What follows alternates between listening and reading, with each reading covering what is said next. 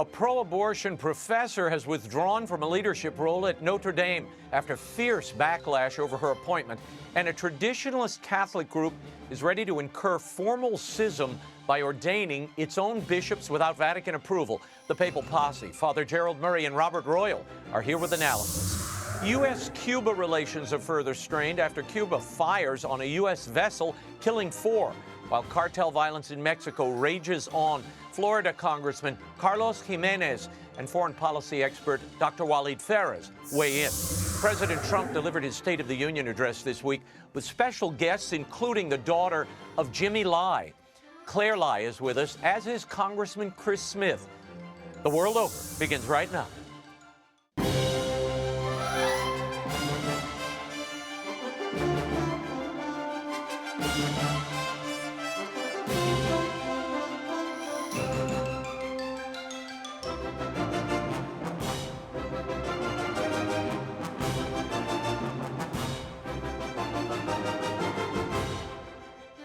Now, Raymond Arroyo. A warm welcome to all of you joining us in the United States and the world over as we celebrate our 30th year. We have a great show for you this evening. If you'd like to comment, send me an X post. I'm at Raymond Arroyo or at Arroyo Grande Show on YouTube. The pro-abortion professor appointed to lead the Asian Studies program at the University of Notre Dame has withdrawn from that position, while the Society of St. Pius X has decided to move ahead with ordinations without Vatican approval. Back with their unique insight and analysis is the Papal Posse, editor-in-chief of thecatholicthing.org, Robert Royal, and canon lawyer and priest of the Archdiocese of New York, Father Gerald Murray. Gentlemen, thank you for being here. That announcement that Professor Osterman would withdraw from her appointment as head of the Asia Studies program was made by Dean Mary Gallagher at Notre Dame via email. What were your thoughts upon receiving the news? Father, I'll start with you. No, I was very pleased because this was a big scandal and it was causing Notre Dame to lose its Catholic identity through a self-inflicted wound. So I'm glad that this professor has withdrawn, and now we have to pray that they'll put someone in that position who supports the Catholic position that it's wrong to kill unborn children. Mm-hmm. Bob, in a statement, this Professor Osterman said, "At present, the focus on my appointment risks overshadowing the vital work the Institute performs, which should be allowed to continue without undue distraction." Bob, the effort to get the university to rescind this appointment was largely student-driven. I mean, there were some retired professors, history professor Father Bill Miscampbell, who appeared on this show earlier in February. Your thoughts on Professor Osterman's statement that she's really getting out of the kitchen because she doesn't want it to be a distraction from the work of the Institute? Yeah, I don't think that the word withdrew was part of the official statement from Notre Dame. I think that would have sounded a little bit problematic to some of the professors, some of the academic world. And obviously Notre Dame has one eye on the larger academic world and doesn't want to look like it's caving to pressure. But they said that she decided not to go forward with what was going to happen. Now that's all great. But the fact that the pressure from within the university and outside with many bishops had to be brought to bear to change this appointment is itself a terrible comment on the university. And now I think we need to see what's going to happen going forward. It's damaged its reputation, as Father said. But at the same time, it kind of indicates that the university regards Catholicism as some sort of alien influence on its academic life when its mission is a Catholic mission. So look, this is going to have to be pursued beyond the immediate change. It's a welcome change. We'll have to see who else is appointed. But I think Notre Dame needs to do a bit of soul searching at this point. Mm. Well, we spoke with Father Bill Miscampbell when the news broke, Father. And look, while he's happy that Professor Osterman made the decision to back off and not continue with this appointment, he was very concerned about the damage done to Notre Dame's Catholic identity. Father, then Bob, what needs to be done now to restore Notre Dame's reputation and Catholic identity, not only on campus, but in the minds of alumni and students and Catholics across the country? Well, I think we need more than simply an email from a dean. I think the president of Notre Dame should address the academic community, the alumni, and then the broader nation and explain why this is happening. And is he pleased that it's happening? Because to treat this as simply falling upon the shoulders of the professor, there's got to be more recognition that it's not simply a decision by her. The university accepted that decision, so they have to explain why they accepted that decision. And of course, this leads to, as Bob says, the much broader question. Is this a university that supports the Catholic mission of education, which is to form people in the doctrine of Christ? And those who aren't Catholic, who go there, they're going to receive the same formation. They're understanding that when you go to a Catholic university, you're going to be exposed to Catholicism. The idea that somehow Notre Dame can segment off religion from an appointment such as this, it proves that the university is at a crossroads. I think there's a very easy and good solution, which is to say, anyone in the academic administration and in the faculty who is opposed to Catholic teaching should not be teaching or administrating at that university. Yeah. Bob, I mean, my thought when I read this today and saw the email, I thought, all the parties responsible for this appointment in the first place, which caused this trauma throughout the campus and the nation, they really should be examined and questioned. Yeah, the problem here is twofold, I suppose. One is that her views were so extreme that a big place like Notre Dame, and by the way, there are lots of good people at Notre Dame still, not only students, but in the faculty and in the administration. We ought to say that. And they should be supported, and they should not be tainted by this terrible thing that happened. But her views were so aggressively pro-abortion, calling abortion as a tool of white supremacy and this other nonsensical stuff, that it beggars belief how this happened in the first place. I don't think that there's an easy fix for Notre Dame here. We know that Notre Dame, in some of its decisions, is as I said earlier, kind of looking to the Ivy League and the other peer institutions that they want to be able to compete with. But although that you can tolerate certain people in certain positions, I mean, I don't know, a professor of chemistry who has an odd view about abortion or IVF or something, you can tolerate that. But when you have someone who is actually a public advocate of positions that are so contrary to the Catholic Church, I don't see how any responsible administrator allows an appointment like that to be made. So that is the place at which really the rubber meets the road, and some kind of analysis and serious reconsideration of how appointments are made is going to have to be done. Yeah, accountability to the benefactors, to the students, and to the loyal staff that really are responsible for this turnabout in this story. It really was we had the head of the pro-life organization, Anna Kelly, a few weeks ago, and then Father Bill Miscampbell, and they really were quietly driving this on campus. And look, they had a big victory here, so God bless them. The Society of St. Pius X, Father, is reportedly moving forward with new Episcopal ordinations of bishops without Vatican approval. Now, the last time the SSPX did this, in 1988, Archbishop Marcel Lefebvre, the head of the society, and the bishops he consecrated were excommunicated. Are we about to see a repeat of that moment again? Well, if they proceed to the illegal consecrations against the will of the Holy See, yes, they will be automatically excommunicated.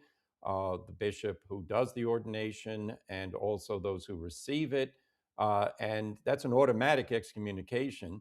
The Holy See can then declare that they have incurred the penalty, which is a way to make publicly secure the fact that they are now in a state of schism. They've been warned that this is a schismatic act.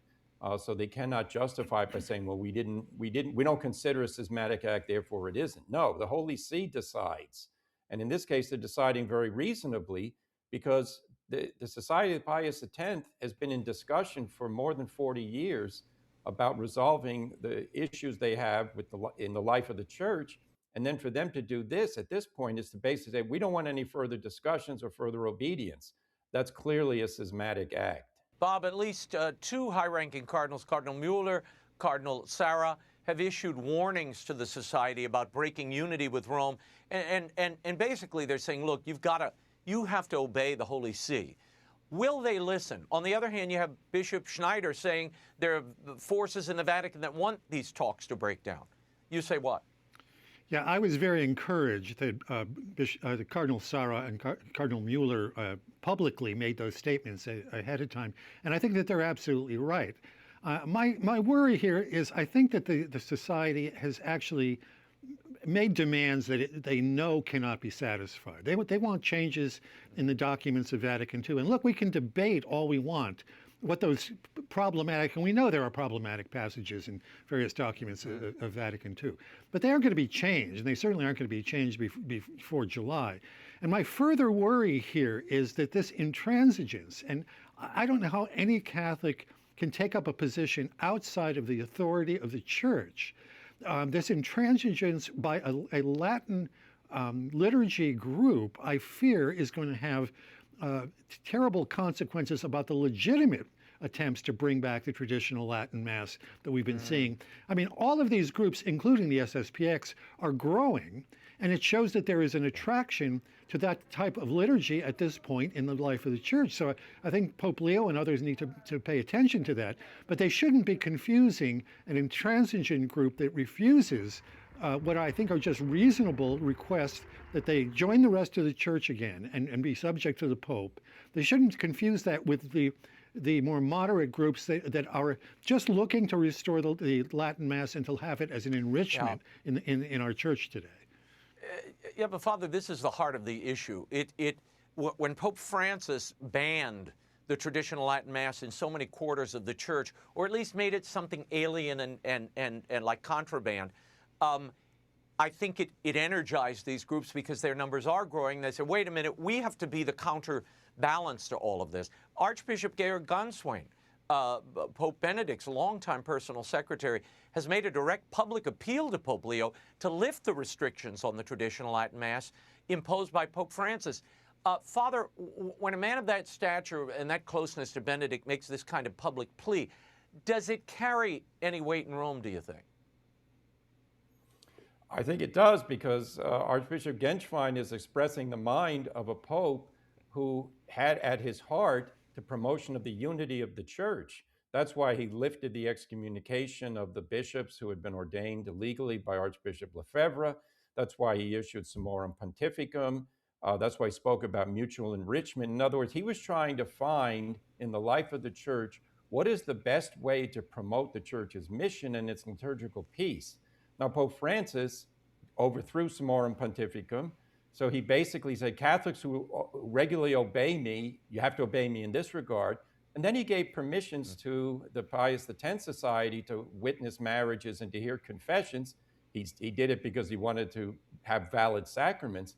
But in the meantime, he didn't make any demands on them to become obedient to him. So you have this unusual situation with those who are disobedient got rewarded. Those who are obedient were penalized. I think the solution here is, of course, for the Pius X Society to withdraw this threat.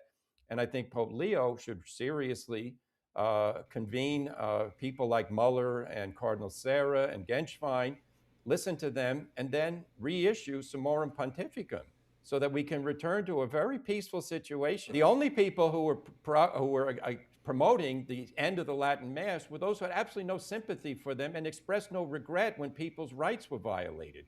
We shouldn't listen to a group who has no sympathy for so many people. Yeah, well, this is the point, Bob, of the whole exercise. Pope Francis basically came in and, with a stroke of the pen, said, this is no more. And he abolished Pope Benedict's great openness to the Latin Mass, allowing it in every parish in America and the world. And the pastor could make that decision under Summorum Pontificum. Pope Francis just abolished it, said that no longer applies.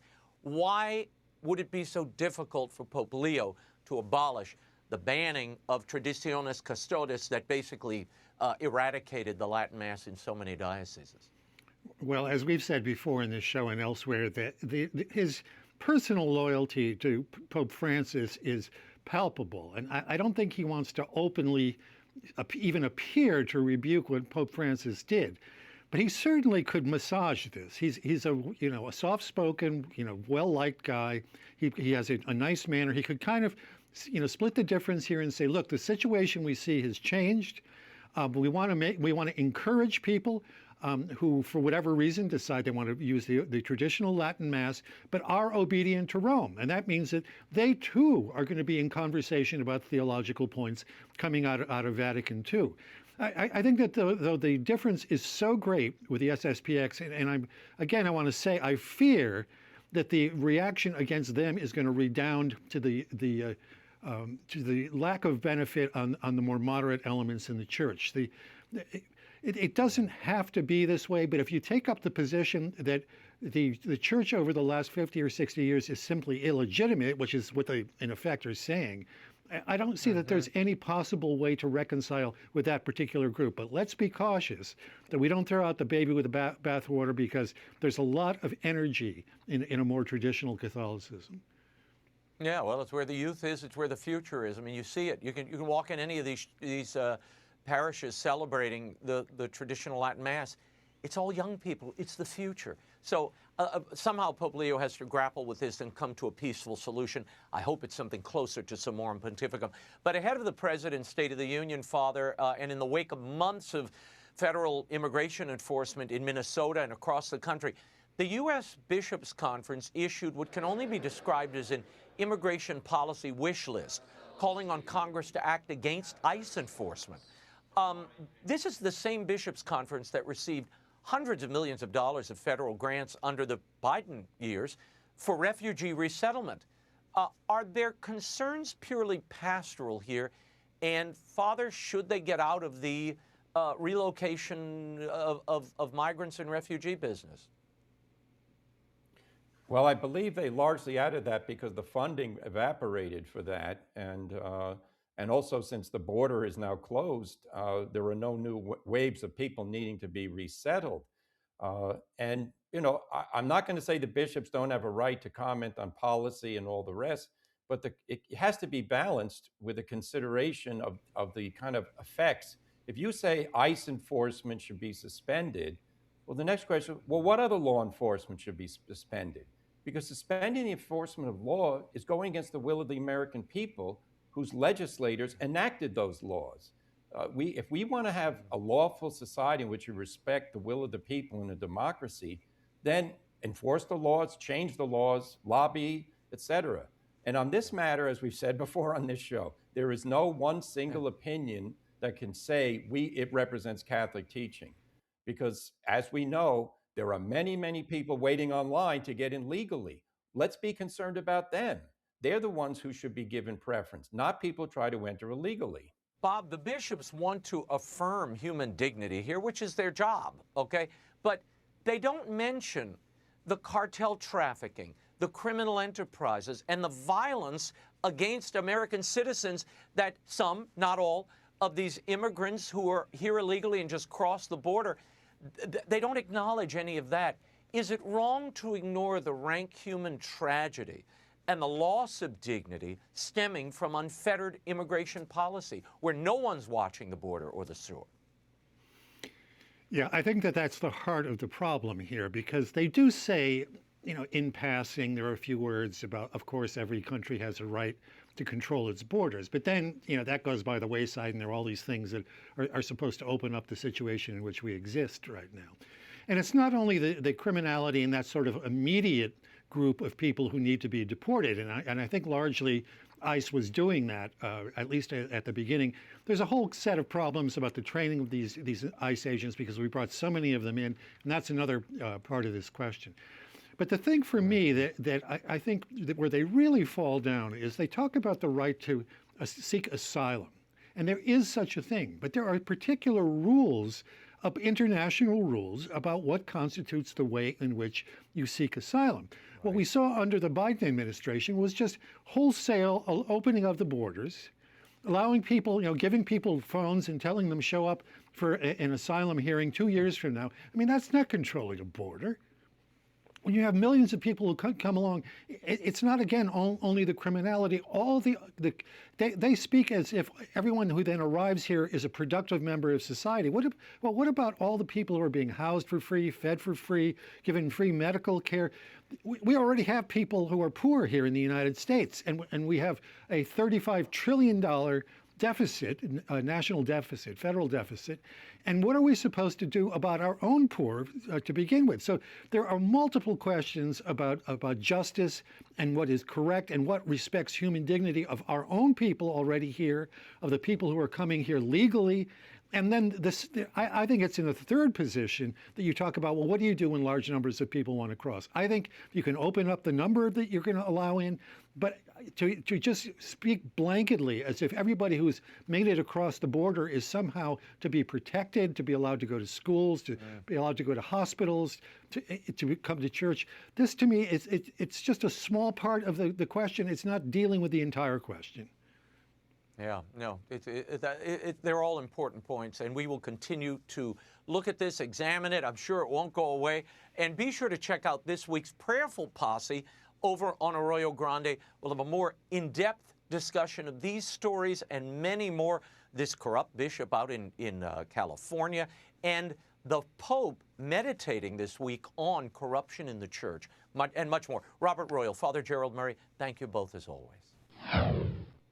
Cuba fires upon a U.S. vessel in Cuban waters, killing 4. How will this affect already strained relations between the two countries? With his take, Florida Congressman Carlos Jimenez. Thank you so much for being with us, Congressman. I want to start with this incident in Cuba. I mean, Cuban border guards fired on and killed 4 people aboard a Florida-registered speedboat this week, wounding 6 others. Now, Cuba claims the passengers were armed Cuban Americans attempting to infiltrate the island. This comes as the Trump administration has virtually cut off all oil shipments to Cuba. First of all, Congressman, you're a member of the Homeland Security and House Armed Services Committee. What do we know about what happened, and do you believe they were trying to infiltrate the country? I'm not sure what they were trying to do, but I know that some of the information given by the Cuban authorities already is false. One of the names that they've given is either dead or on the boat, is actually here in the United States, and he's fine. And so he doesn't know what they're talking about. He does know a lot of the people that have been named in that incident. The other thing, it wasn't a speedboat. It was a 24-foot open fisherman with a 300 horsepower engine on it. That is not a speedboat. That's just basically a fishing boat that many of us here in South Florida have. They changed their story that it was a human smuggling operation, and now it's an infiltration operation. So again, I think Secretary of State Marco Rubio had it right. We're going to have to do our own investigation to figure out exactly what happened. We need to talk to those 6 individuals that are being held by the Cuban authorities. Supposedly they're injured and they're being given medical help. Our ambassador is trying to get access to them right now so that we can find out exactly what the heck is going on here. Congressman, you called this a massacre. I mean, Cuba's Interior Ministry says that the men on that Florida-registered boat fired first and were there to conduct terrorism. I mean, here's a bigger question, and I realize the facts haven't all shaken out, but where does this leave U.S.-Cuba relations? And is there a risk that this could provoke or encourage more violence against American citizens in these waters? Well, I think, look, the noose is tightening around the regime's neck, and so maybe the regime is getting desperate, and maybe this is one of the ways that they're going to try to, somehow squirm their way out of this one. But they're playing with a different president, a different Secretary of State. We've seen this movie before. We've seen what the Cuban regime has tried before, tried to squirm away, try to survive somehow. And I don't think it's going to happen this time with Secretary of State Rubio and President Trump. So is it a harbinger of things to come? Maybe. But every time they do something like that, all we need to do is squeeze more until we squeeze the life out of this regime and finally bring freedom to the people of Cuba and finally turn Cuba from a threat, a security threat of the United States into a friend of the United States. And that's what we need to do. Well, I mean, look, the Trump administration has already choked off all the oil exports from Venezuela. Given what just happened in Venezuela, What do you think the Cuban regime, those running the country now, what is their perspective? Where do they think they're going to go with this kind of action? Well, I think they're going to try to do the same thing they've done for the last 65 years, wait us out. And so what they do is they try to survive and then hope for a different administration that will then ease sanctions, et cetera, and give them an opportunity to breathe. The problem this time is that it used to be that the world would give relief to Cuba by extending credit, et cetera, but Cuba hasn't paid their debts. And so the world is now tired of giving Cuba all of this, all these gifts and loans and never getting paid back. So they're at the end of their rope. We need to choke them off, and we need to move on to a new regime. We need to have the people of Cuba finally be free after 65 years, and we need to have Cuba a friend of the United States, not a foe of the United States. Cuba is the cancer, a cancer in this part of the world, in our hemisphere, and we have a lot of allies that say it's time to get rid of them because they spread all of this revolution and discord among our hemisphere, and frankly, a lot of our friends in our hemisphere are tired of it. Congressman Carlos Jimenez, thank you for the insight. We'll have you back soon. Thank you. Meanwhile, the President's State of the Union was delivered this week in the midst of talks with Iran, the ongoing Russia-Ukraine war, and cartel chaos in Mexico. To help us make sense of it all, I'm joined by foreign policy expert and co-host of the War and Freedom podcast, Dr. Walid Phares. Walid, thanks for being here. At the State of the Union, the President did sort of a flyover of foreign policy. He mentioned Iran wanting a deal, a brief nod to Ukraine peace talks, but interestingly, he said almost nothing about China. Some critics are calling the speech light on strategy. Now, you've advised the President, including this one and others. When you heard this address, what was missing in your estimation? Well, for those interested in what is our future with China, one point is clear. The president is obviously monitoring through his agencies the actions of the Chinese across the world, including in Latin America, but also in Africa and in Asia. But he wants to give a chance for negotiations with China. Remember, they have a lot of our debts. They have trillions of dollars in cash. Right. So the movement he's doing regarding China is basically, let's wait and see. We are two giants. We are bigger than them economically, of course, but they are dangerous. They are nuclear. And for the time being, they are competing with us economically. The second point that is very important is, I'll go back to Iran in a second, but he actually mentioned the cartels fight in Mexico. That's huge. The signs that we're getting is that battle in Mexico City and other cities as well inside Mexico could have happened inside the United States. The militia that we've seen, the way they are fighting, the way they are blowing up things inside Mexico could have happened here had this administration not been able to shut down, not been able to be elected first and shut down the border. See, now we see what could have happened in many states across the United States had we not ended this bleeding. Demographic breeding that was coming from Mexico. And thirdly, of course, the issue of Iran, which is the name of the game now with all of these task forces heading and now deployed around Iran. The challenge is this. The administration, the president that is trying to push the Islamic regime to give the maximum they can, and they are not giving. So there are limits to this. We cannot maintain those task forces. We're paying every day millions of dollars, and President Trump understands the business of it. So they have to answer, or there will be action. Yeah, well, I mean, Iran, the president said Iran can never have a nuclear weapon. He sent a second aircraft carrier to the region, dozens of additional fighter crafts. Dr. Phares, you warned about an Iran nuclear deal going wrong a full year before Obama signed that deal. Yeah. Where do you see this standoff headed? And are we days or maybe even hours away from military action? Glad you mentioned the Obama nuclear deal with the Islamic regime in Iran, because we have a genome. We have what happened for the following 10 years. What happened is that the regime got the $150 billion. $150 billion. They bought all the weapons they want. They funded all the cells, all the militias. And until now, they have never changed their policy. So we have 10 years of material that would tell us now that this regime is going to lie. this regime is going to get benefits. And that's why we need to make a difference between when the US sit down and negotiate with the EU, with Brazil, with India. It's economic, it's business. I mean, we can afford not having them coming immediately and doing exactly what we do, but not with the Islamic regime in Iran. They are gaining time. They are telling other things to the Arab world. They are preparing themselves to gain as much time that until we get into a problem, they believe somehow, Raymond, that we're going to have domestic problems coming closer to the midterm election. That's the real time. I want to get your take on something you mentioned earlier, this cartel violence that erupted in Mexico. You told Iran International recently that the most important goal of Hezbollah was, in your words, to get to the American and Mexican border. The cartels right now are in open warfare following the killing of a top drug lord. Waleed, as the U.S. contemplates more strikes on Iran this week, what is the potential for blowback, not through the Middle East, but through our own southern border? That has been my concern for years, since the first Iran deal, or the Iran deal, the Obama-Iran deal.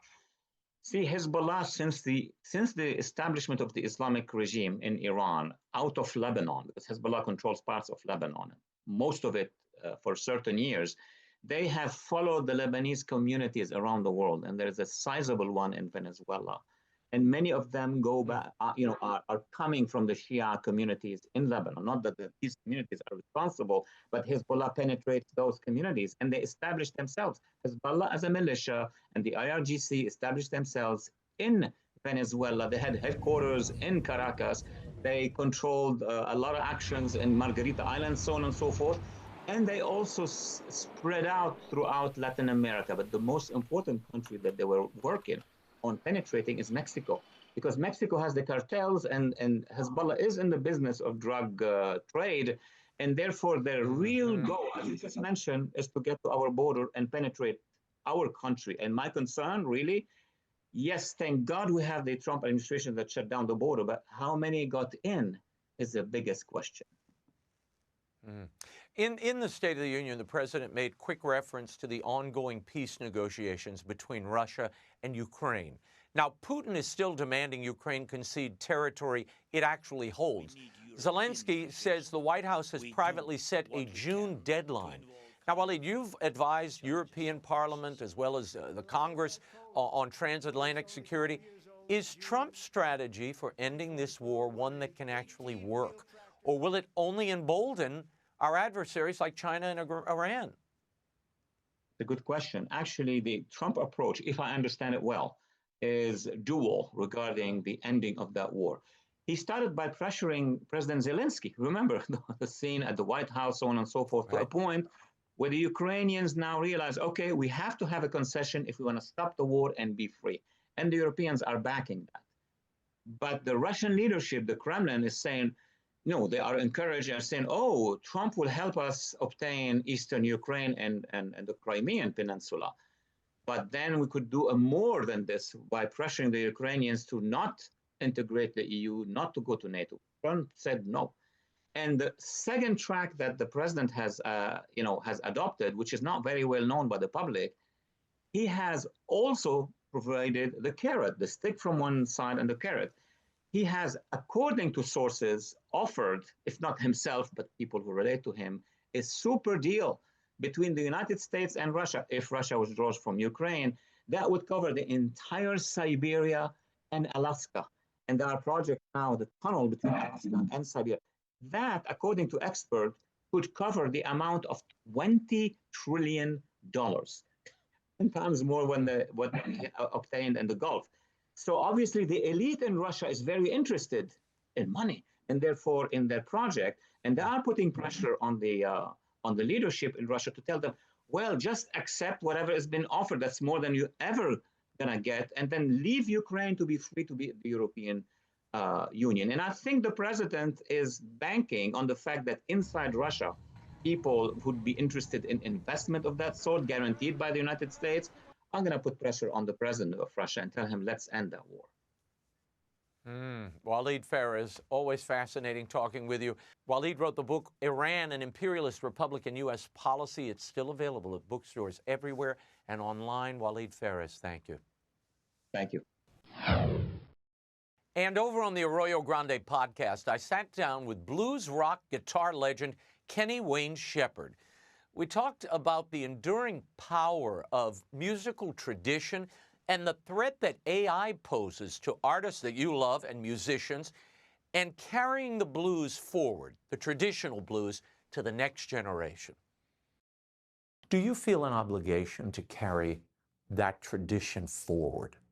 Well, what I feel like is my responsibility, and not everybody feels this way, but it's the example I was given, is that I feel obligated to give credit where credit is due. So I didn't invent this. None of us have invented any of this, right? Everybody's music that they are inspired to create has been inspired by something someone else did before them. And my obligation, I believe, is not to sit here and pretend like I invented something, but instead to the people who look to me and appreciate what I do, to say, hey, but did you hear about this guy? Have you heard this woman's music? Have you heard this artist, this band? Because this got me fired up, and that's what inspired me to do this. So turn them on to that. And people like Stevie Ray Vaughan and Jimi Hendrix and all those guys, they did that as well. Yeah, you know, and then that helped me go back and research and discover so many more artists, because it opened my eyes to this entire new world of artists. You're the father of 6 children. Yeah. A convert to Catholicism. Did that change and deepen your work in any way? Well, it changed. Both of those things. Well, yeah. Well, having a family and 6 children. That'll wake you up fast. Well, it provides an entirely new sense of motivation and inspiration, because I want to make my kids proud. Yeah. I want to, you know, when you're in a position like this, you can leave behind a lot. You can leave behind a lot of wreckage, or you can leave behind a legacy, or you can leave a little bit of both. But my intention is to leave at least just the impression that through my music, that people felt something and I had a positive impact on their lives, and therefore my kids can be proud of that. And I can show my kids what hard work and dedication looks like and what the payoff for that is. The full Arroyo Grande interview with Kenny Wayne Shepherd is on YouTube, at Arroyo Grande Show, or wherever you get your podcasts, Spotify, Apple, iHeart. Be sure to subscribe so you never miss an Arroyo Grande show. And be on the lookout for Saturday's installment of The Prayerful Posse. Never a dull moment. We had a little technical delay, so it's a day late, but you'll enjoy it nonetheless. Go to Arroyo Grande Show wherever you get your podcasts. This week, as the nation watched President Trump deliver the longest State of the Union address in American history, one of the most poignant images in that chamber was a young woman sitting in the gallery carrying the weight most of us can only imagine. Claire Lai, the daughter of Jimmy Lai, the 78-year-old devout Catholic Apple Daily founder and democracy advocate, who just 2 weeks ago was sentenced to 20 years in a Hong Kong maximum security prison, was present. Claire was the guest of House Speaker Mike Johnson. She's here tonight with co-chair of the Congressional Executive Committee on China, Congressman Chris Smith, to update us on Jimmy's condition and the status of the diplomatic efforts on his behalf. Congressman Smith, Claire, thank you both for being here. Claire, I want to begin with you. Speaker Johnson called your presence at the State of the Union a symbol of America's determination to secure your father's release. When you were sitting in that gallery and the whole world was watching, what was going through your mind? I mean, firstly, I am so extremely grateful to Speaker Johnson and to Congressman Smith and Mrs. Smith for being able to attend the State of the Union that day. I mean, it was such a privilege to be there for such a significant event, and I mean, what a beautiful address it was. So many, so many people were honored who very much deserved it, and to have received such high praises from so many people and so much support really does mean the world. And just really across the political aisle, we have received so much support. I mean, from President Trump and his administration, from the Secretary of State, Marco Rubio, and just also, Congressman Molinar and so on, and Senator Rick Scott. I mean, we've just received such a huge amount of support, and we are just so extremely humbled and grateful for it. Well, Claire, when your father smiled and waved at supporters when he arrived at that sentencing on February 9th, you described that sentence as heartbreakingly cruel. Are you hearing anything on the diplomatic front that's giving you and your family hope?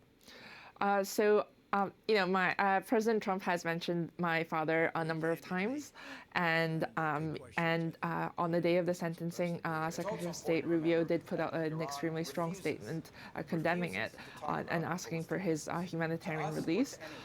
So we haven't heard what will happen in the upcoming trip, but it does give us cause for hope. And I think if anything, my father's cases have proven that the rule of law in Hong Kong is completely broken, and any solution now has to be a diplomatic, sovereign-to-sovereign one. Congressman Smith, with President Trump going to Beijing in April, I mean, Claire just referenced it, how crucial is this moment to make some kind of progress toward Jimmy's release?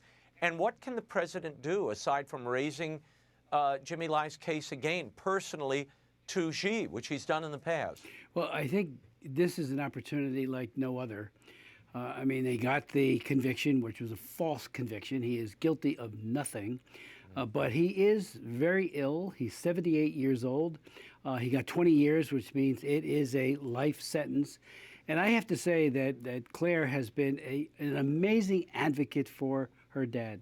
You know, Sebastian, in like manner, has also been tenacious throughout the world, as was Claire, And I tell you, the way she was greeted on Capitol Hill by so many lawmakers, starting with the Speaker, who is an absolute friend and advocate for Jimmy Lai, and she just was amazing. When he is free, he'll have his two wonderful children to thank, especially for that liberation. And I believe it strongly, that President Trump, who has freed prisoners in Lukashenko's gulags in Belarus, he's gotten prisoners out all over the world. This is, like the quintessential example of what a president can do.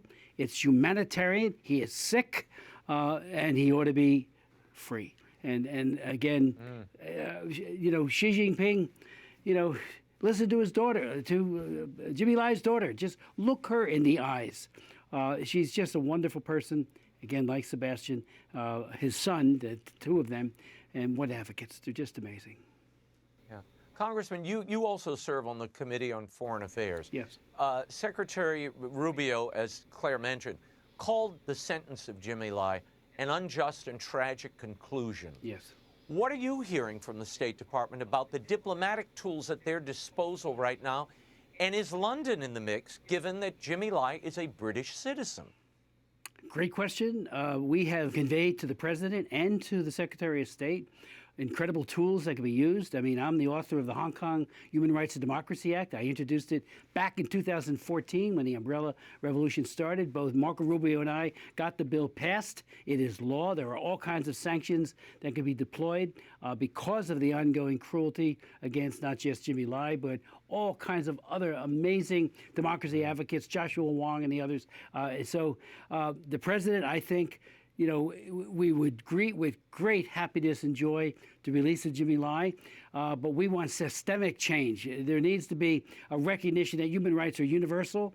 And Hong Kong, of all places, used to be a place where the Basic Law and the Sino-UK Treaty made it very clear that they had human rights that very much paralleled our own here in the United States. And as for the Prime Minister of the UK, he needs to do more. When Sebastian testified at my hearing in 2023, he made an appeal to the UK government, because Jimmy Lai is a UK citizen, to do something. And, he wrote a very strong letter.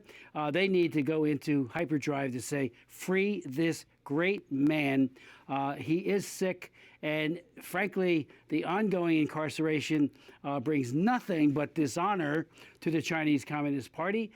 This would be at least a step in the right direction. And big steps are usually preceded by smaller steps. Maybe good things can happen if Xi Jinping does release him. And I do think nobody is better to do that than Donald Trump. Claire, Congressman Smith mentioned this a bit earlier, but your father's health is deteriorating. His own legal team appealed to the UN Special Rapporteur on torture over his treatment. Is he still being denied the sacraments? Do you know? the Hong Kong government's position is that he gets it regularly. I mean, for our position is that he gets it extremely intermittently. I mean, to be precise in numbers, he got it 11 times over the course of 2.5 years. I mean, under no definition should that be considered regular. At least one should get it at least 52 times a year, and that's over 2.5 years. That is completely ridiculous. Yeah, Congressman Jimmy Lai was convicted in part for meeting with American politicians like yourself. Yes. Beijing essentially criminalized contact with the U.S. Congress. If we allow that kind of precedent to stand without any pushback or consequence, what does it mean for every democracy advocate, journalist, Catholic bishop in that part of the world who looks to America as a defender of freedom and an ally? Well, it'll mean that the best and the bravest and the brightest in China will be hermetically sealed from all contact with anyone who is like-minded on democracy and human rights. And that will be an awful loss. You know, injustice need not be forever.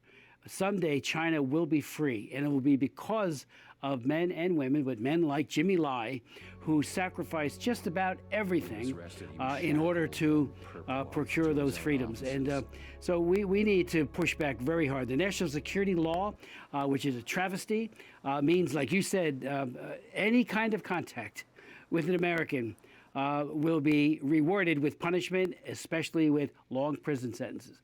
I left X. I was on Twitter. I left it in large part because of the Hong Kong Human Rights and Democracy Act. I had 15,000 followers in Hong Kong. I was very fearful that the Chinese Communist Party would take their names and use that as part of their charging document. So it's really, you know, what do they get out of this? Hong Kong used to be an economic miracle. Human rights, they have a thing called the Basic Law that looks just like our Bill of Rights. It wasn't perfect. We're not perfect either. But it at least recognized they had real due process rights. All of it's gone. And now they want to impose that on Taiwan. And frankly, that's why the ASEAN countries are so worried. They want to extend it to other nations as well. We need to stand up strong. And, you know, our president has so many levers at his, and he'll use them, including sanctions. China is an exporting country. They don't survive economically if they don't send their products to the West, especially to the U.S. We need to link human rights with trade. And I have a bill in that would do just that. And short of that, there are all kinds of other sanctions, including Magnitsky sanctions, that can be levied on individuals who are committing atrocities in China. Yeah. Claire, as I was listening to you both, I thought, if you had an opportunity to speak directly to President Trump tonight and to Prime Minister Keir Starmer, what would you say to them? I mean, I would say that my father, what my father stood for are values that are shared in America, values that are shared in the UK. Actually, I mean, what he stood for was essentially the agreement that was made between the UK and China, and an agreement that the Chinese side breached.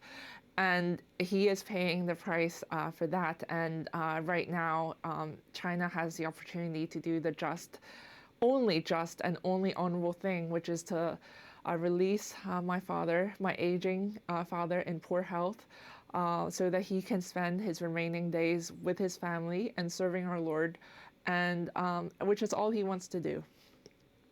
Yeah. Congressman Smith, I guess the real question to my mind is, didn't we know when the UK handed Hong Kong back to the Chinese that this inevitably would happen, that they would, that Hong Kong could not be its own island of freedom in the midst of this great colossus? Didn't we know that back in the 90s? That is a great question. You know, in 2014, as the umbrella revolution was taking shape, I introduced the Hong Kong Human Rights and Democracy Act, and I had all kinds of people in this town who said it was misguided. There's no way that Xi Jinping would ever cause anything but the status quo to continue. One, he was bound by, as Claire said, by a treaty that he signed into, that the Chinese Party signed into willingly with the UK. It was supposed to be unchanged for 50 years. Well, that didn't happen. And the basic law, again, was their most fundamental set of freedoms. And I said, people who say that's not going to happen don't know Xi Jinping. You know, around 2014, he began the genocide against the Uyghurs in Xinjiang, and the people at the Olympic Committee turned a blind eye. We raised all of that back then, but there was concern that there's no way that he's going to allow freedom to flourish when they do nothing but crush it on the mainland. Added to that, just one thing about Jimmy Lai, he loves our Blessed Mother so much. And has such a devotion to Our Lady. And he also is a great follower and loves Fulton Sheen, who all of us find, I do. I've read 5 of his books. I just can't believe how great he is. So we were talking about a great Catholic, a great Christian, a great father. And you see, I told Sebastian, I say it to Claire, the apple did not fall far from the tree. They are just such noble people. And that's the kind of people that we need to rally around. And thankfully, I do believe President Trump and Marco Rubio will do it. Well, Claire Lai, Congressman Chris Smith, we're grateful to you both, and we will continue to keep Jimmy Lai and your entire family, Claire, in our prayers and certainly update our audience on this story. Thank you so much. Thank you so much. Thank you so much. There's a remarkable production opening next week in the U.S., Bernadette the Musical, and it's not your typical story of a saint. Now this week, I'll bring you some of my conversation with Hollywood legend Kelsey Grammer, who signed on to Bernadette as a co-lead producer. I didn't realize he'd produced other shows on Broadway. The show premieres February 19th in Chicago, but it's running in previews. Kelsey told me Bernadette the Musical was such a unique and personal project for him. Take a look. Just to bring all of this full circle, you produced The Color Purple, won a Tony Award for it. I know you were one of the many esteemed people who produced The Color Purple. But you do have credentials in the producing space. You recently saw this musical, Bernadette. Right. What did you think when you saw it? It's an extraordinary thing. I mean, it's this young woman it's like a visit with Saint Bernadette. I mean, for whatever reason, they found this magnificent young woman.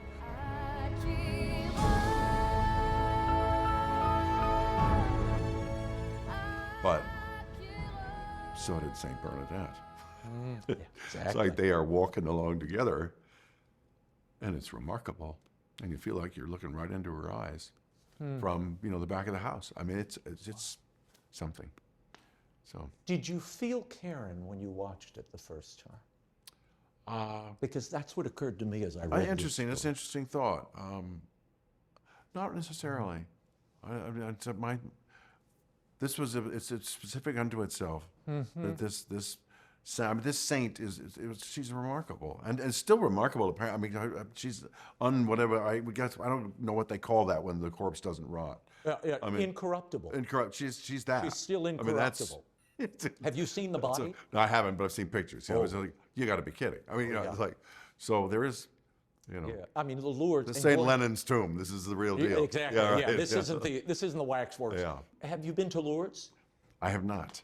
Wow. I've only been to France twice, and for film stuff.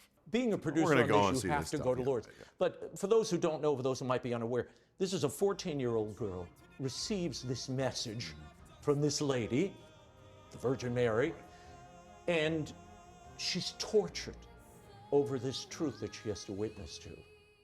How and why did that resonate with you, Kelsey, at this point in your life? What resonated with me for this particular show is this young woman's performance is extraordinary, but also the resolve and the innocence and the simple beauty of just claiming who you are and stating clearly, I'm not lying.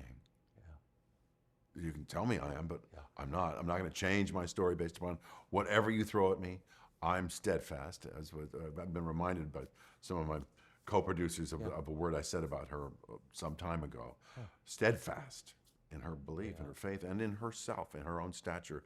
This barely young woman stands in the face of all kinds of things, and doesn't even resist. Really, just says, "This is the truth." Yeah, and that's remarkable. It's the life I live, so why me? I have nothing to give. Bernadette the Musical premieres on February 19th. Previews begin this week on February 12th at the Athenaeum Center in Chicago, Illinois, before starting its national run across the U.S. For tickets and showtimes in Chicago and all the other stops, visit BernadetteTheMusical.com, and you can watch my full interview with Kelsey Grammer on the Arroyo Grande Show podcast. That's at Arroyo Grande Show on YouTube or wherever you get your podcast. That is all the time we have for now. Be sure to catch us next week. Until then, we'll be scouting the world over for all that is seen and unseen. On behalf of the staff and crew of EWTN News, thank you for watching. I'm Raymond Arroyo. Bye now.